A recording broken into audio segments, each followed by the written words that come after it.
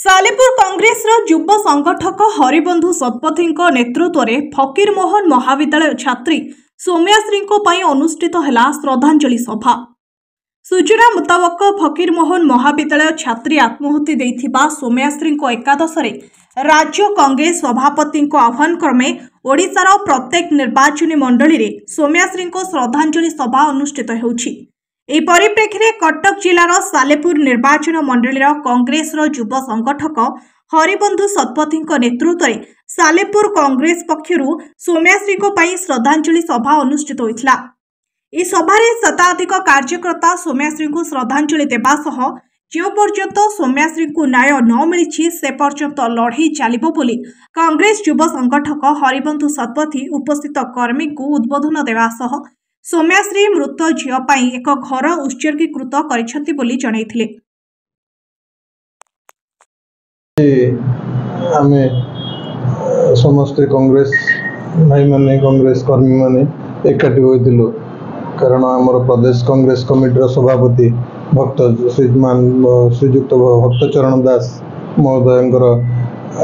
आह्वान थिला जे फकीरमोहन विश्वविद्यालय छात्री सौम्याश्री आज एकादश क्रियाकर्म गाँव में सेलिब्रेट कर पालन कर भक्त सार निर्देश क्रमे आम आज टांगी सालेपुर कांग्रेस कार्यालय ठारे गोटे नीरव शोभा यात्रा नीरव प्रार्थना सभा आरंभ करूँ आयोजन एवं ए बहुत मात्रा कांग्रेस कर्मी माने जोग देथिले। हाँ आम जेहेतु आज करूँ से सौम्याश्री उद्देश्य भी से उत्सर्गीकृत करा सालेपुर कांग्रेस ऑफिस टाक कार्यालय को एवं आज नारी निर्यातना एवं नारीर स्वाभिमान एवं नारीर प्रत्येक असुविधा सुविधा ये आम कार्यालय कार्य करिवो एवं टांगी सालेपुर निर्वाचन मंडली रे जेकोसी जगार जेकोसी परिस्थिति रे आम पाक खबर आसो जे आम कौन नारी असहाय निजे फिल करेंगे ना कारण जदि भी फिल करती आम पाक मेसेज आसो आम तुरंत विदिन नो टाइम आम ताको पहुँचिकी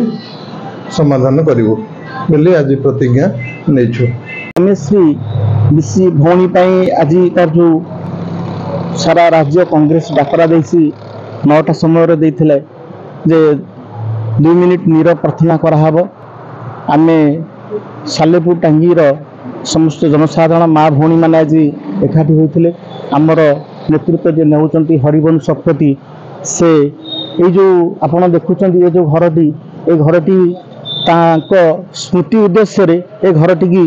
से आज समर्पित कर सालेपुर टांगीर माँ भौणी मैंने यू न्याय पाइबे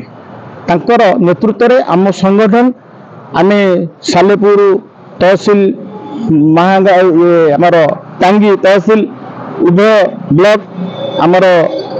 कलेक्टर ऑफिस यू आम संगठन जीव माँ भौणी मान को न्याय दब। कटक जिलार महेश्वर बेरा रिपोर्ट द रिपब्लिक हिंदुस्तान।